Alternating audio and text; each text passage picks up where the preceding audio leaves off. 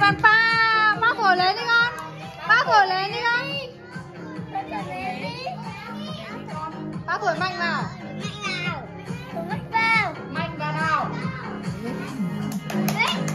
Tốt tay. Ba thổi mạnh lên. Rồi.